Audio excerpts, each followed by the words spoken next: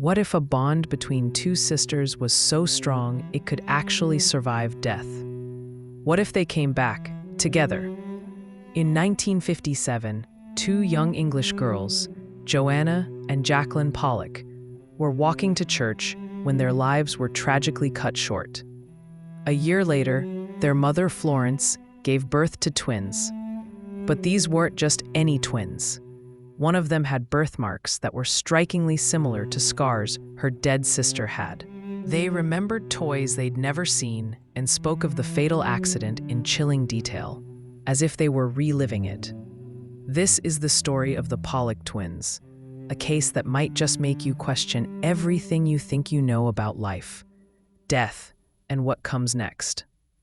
The story begins in the quiet town of Hexham, England, during the 1950s. This is where the Pollock family lived, John and Florence, who ran a small grocery shop and delivered milk in the neighborhood. They were a Catholic family, but John held a personal belief that didn't quite fit with his faith. Ever since he was a child, he'd been fascinated by the idea of reincarnation and often prayed for some kind of proof. Florence, on the other hand, was a more traditional Catholic and didn't share her husband's unusual belief. John and Florence had two daughters, Joanna, born in 1946, and Jacqueline, born in 1951. The girls were inseparable. 11-year-old Joanna was creative and caring, often acting like a second mother to her younger sister. Both had their own little quirks and physical traits, those subtle details that make each person unique. Jacqueline had a small, permanent scar on her forehead from a fall when she was 3, and a noticeable dark birthmark on her waist. Joanna, meanwhile, once made a strange and unsettling remark to her father. He later remembered her saying, "I will never be a lady," a comment that would soon take on a chilling meaning. On the surface, life in the Pollock household seemed perfectly ordinary. But behind closed doors, there was a growing tension. John's fascination with reincarnation had become a quiet source of conflict in their marriage. Florence, firmly rooted in her Catholic faith, couldn't accept his beliefs, while John continued to hope for a sign that might prove him right. Neither of them knew that their lives were about to change in ways they couldn't begin to imagine. On May 5th, 1957, Joanna and Jacqueline were walking to church with a friend when a car suddenly careened off the road. The driver was a local woman who, distraught over losing custody of her own children, had overdosed on pills and was driving erratically.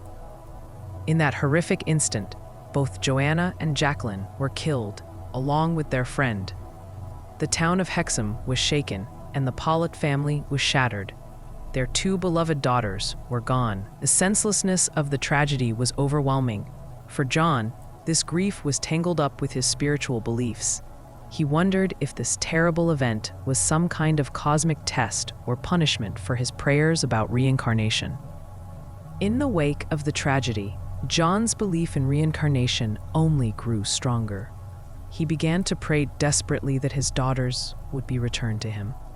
Florence found this deeply disturbing, and it became a source of conflict in their already grieving marriage. She wanted to mourn her children, not entertain what she saw as a fantasy. Then, a year after the accident, Florence became pregnant again. The family doctor was confident she was carrying a single child, but John was unshakably convinced of something else. He told everyone Florence would give birth to twins, and that these twins would be Joanna and Jacqueline, returned. On October 4th, 1958, John's impossible prediction came true. Florence gave birth to twin girls, whom they named Gillian and Jennifer. There was no history of twins on either side of the family, which made their arrival a surprise. The strangeness, however, was only just beginning. John believed he had his proof, his message from God. Florence remained skeptical, but the evidence that would soon unfold would test the very limits of her disbelief. The first truly unexplainable signs appeared on the twins' bodies. Jennifer was born with two distinct marks on her forehead, near the bridge of her nose, was a small, indented birthmark that looked incredibly similar to the scar Jacqueline had gotten from her fall. Florence even said the mark became more pronounced in cold weather, just as Jacqueline's scar had. And there was more. On her left waist, Jennifer had another birthmark in nearly the exact same spot as Jacqueline's mole.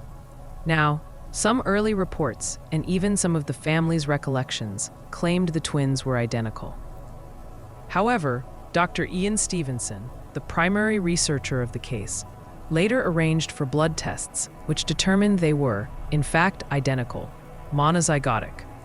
This makes the birthmarks even more perplexing. Since identical twins develop from a single fertilized egg, they share the exact same genetic code. Genetically, they should be perfect copies of each other.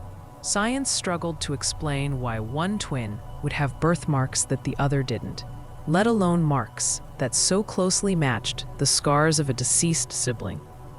Soon after the twins were born, the Pollock family moved away from Hexham, trying to leave the painful memories of the town behind. They returned for a visit when Gillian and Jennifer were about 4 years old. The girls had no conscious memory of Hexham, yet they began pointing out landmarks they couldn't have known. They knew the way to their old school and to a park hidden from view, a park where Joanna and Jacqueline had spent countless hours playing. The eerie connections kept piling up. When John and Florence brought out a box of their late daughter's old toys, Gillian and Jennifer immediately began to divide them up, correctly identifying which toys had belonged to Joanna and which to Jacqueline. Their personalities also seemed to be an echo of the past. Gillian, like Joanna, was more mature and tended to mother her sister. Jennifer, like Jacqueline, held her pencil in an awkward fist grip when she first started to draw. But the most terrifying evidence came from their shared trauma. The twins developed a crippling phobia of cars, screaming in terror at the sound of an engine starting. On one occasion, their parents overheard the twins playing a disturbing game. Gillian was cradling Jennifer's head, saying in a chillingly calm voice, "The blood's coming out of your eyes. That's where the car hit you." These weren't just vague feelings, they were specific, detailed memories of an event they had never witnessed. The family's strange story eventually attracted the attention of Dr. Ian Stevenson, a respected psychiatrist at the University of Virginia School of Medicine. Stevenson wasn't a paranormal sensationalist. He was a serious academic who dedicated his career to the meticulous study of children who claimed to remember past lives, documenting thousands of cases over 40 years. He began investigating the Pollock case in 1963, visiting the family repeatedly over the next 2 decades. Stevenson documented everything: the physical evidence of the birthmarks, the parents' testimonies about the girls' statements, and their unusual behaviors. He found the case particularly compelling because the evidence was so varied, combining physical marks with specific knowledge that couldn't be easily explained away. While he acknowledged parental influence had to be considered, he later wrote that he found it inconceivable that the Pollocks could have so perfectly molded their daughter's behaviors to match their deceased sisters. In his published work, Stevenson presented the Pollock Twins case as one of the strongest and most suggestive pieces of evidence for reincarnation he had ever recorded. Of course, not everyone is convinced. Skeptics, like the writer Ian Wilson, rightly point out that nearly all the evidence is anecdotal and comes directly from the parents. John Pollock, in particular, was a fervent believer in reincarnation before the twins were even born. Could he have, consciously or unconsciously, influenced the girls and embellished the stories over time to fit his desired narrative? It's also possible that the twins simply overheard adult conversations about their deceased sisters.